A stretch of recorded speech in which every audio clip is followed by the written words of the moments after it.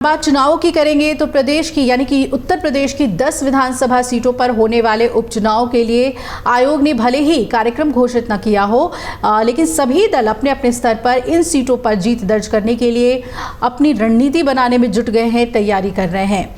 BJP की बात करेंगे, बीजेपी भी इन 10 में से अपने हिस्से की 5 सीटों पर कब्जा बरकरार रखने के साथ ही बाकी 5 सीटों को भी जीतने की रणनीति बना चुकी है।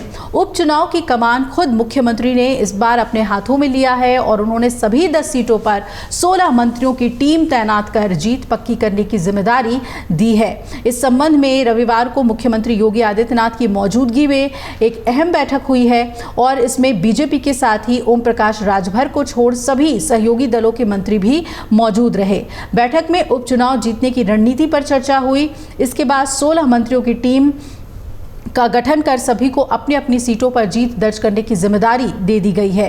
मंत्रियों की टीम में बीजेपी के अलावा सहयोगी दलों के मंत्रियों को भी शामिल किया गया है। कुछ सीटों पर तो कुछ एक मंत्री को जिम्मेदारी दे दी गई है और इसके साथ ही संगठन के भी पदाधिकारियों को लगा दिया जाएगा।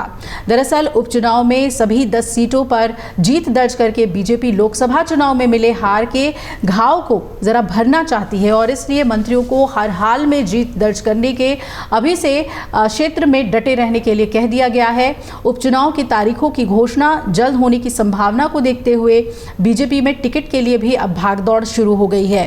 विधायक से सांसद बनने वाले नेता जहां अपने परिवार के किसी सदस्य को ही टिकट दिलाने में जुटे हुए हैं, तो वहीं कई पूर्व सांसद और विधायक भी टिकट की दौड़ में शामिल हैं। इन सीटों पर 16 मंत्रियों की ड्यूटी लगी है। करहल में जयवीर सिंह को जिम्मेदारी दी गई है। मिल्कीपुर में सूर्य प्रताप शाही और मयंकेश्वर शरण सिंह को जिम्मेदारी दी गई है चुनाव जीतने की।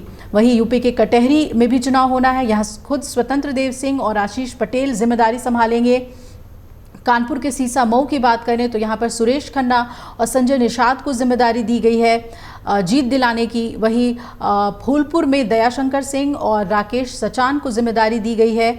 मंझवा में भी उपचुनाव होना है। यहाँ पर अनिल राजभर जिम्मेदारी संभालेंगे और गाजियाबाद सदर में सुनील शर्मा को जिम्मेदारी दी गई है। उधर मीरापुर में अनिल कुमार और सुमेंद्र तोमर मोर्चा संभालेंगे बीजेपी के लिए। खैर से लक्ष्मी नारायण चौधरी और कुंदरकी से धर्मपाल सिंह और जेपीएस राठौर को, यानी इन 16 अहम मंत्रियों को, बल्कि ये कह सकते हैं कि इन्हें सीधे तौर पे ये कह दिया गया है कि आपको जीत दिलाना है इन सीटों पर।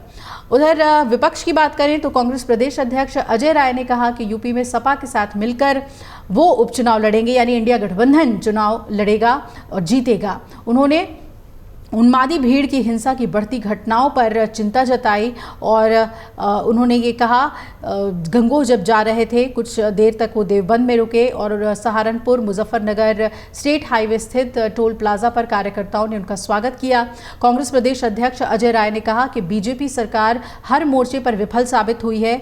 यूपी में कानून का राज समाप्त हो चुका है। सरकार का प्रशासन पर कोई नियंत्रण नहीं है, इसलिए उपचुनाव में भी यूपी की जनता इंडिया गठबंधन को ही अपना समर्थन देगी। तो अब देखना है कि योगी आदित्यनाथ ने जो रणनीति बनाई है उसका कितना फायदा बीजेपी को होता है, या फिर लोकसभा चुनाव की तरह ही इंडिया गठबंधन उपचुनाव में भी बेहतरीन प्रदर्शन करता है। अगर आप ये वीडियो YouTube पर देख रहे हैं तो हमारे चैनल को सब्सक्राइब करें और बेल आइकन को दबाना ना भूलें। अगर आप Facebook पर ये वीडियो देख रहे हैं तो हमारे पेज को लाइक करें।